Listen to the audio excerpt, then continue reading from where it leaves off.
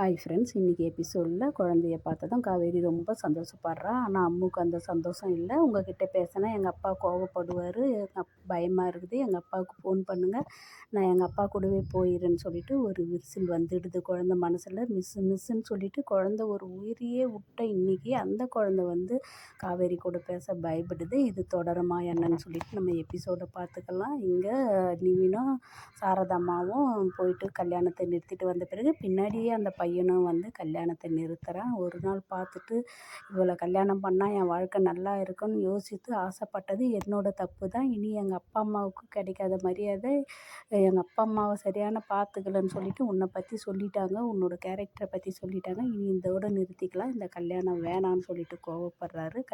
காவேரிக்கு ஒன்றும் புரியல. ஆனால் இந்த இடத்துல சாரதம்மா பண்ணுறாங்க பாரு ஆக்டிங், ஐயோ என்ன நேற்று பார்த்துட்டு கல்யாணத்தை குறிச்சிட்டு கல்யாணத்தை நிறுத்துறியா, அப்படி யார் சொன்னதுன்னு சொல்லிட்டு பேசுகிறாங்க.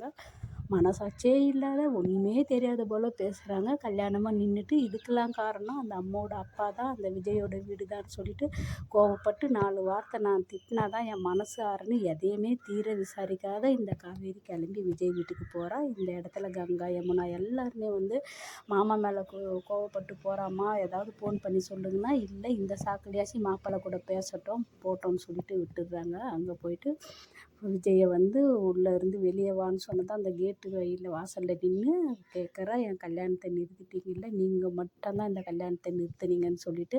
ஆனால் நம்ம விஜய் முகத்தில் தான் எவ்வளோ சந்தோஷம் இந்த கல்யாணம் நின்னதுனால நமக்கு தெரியுமே. அந்த சந்தோஷம் நம்ம விஜய் எப்படி சமாளிக்கிறாரு இந்த இடத்துல. எவ்வளோ ஒரு நக்கலாக சிரிப்பு பேச்சு எல்லாமே இந்த இடத்துல. இனி அவர் காதல் லீலையே விளையாட போகிறாரு. எபிசோடில் பார்க்கலாம். Bye by.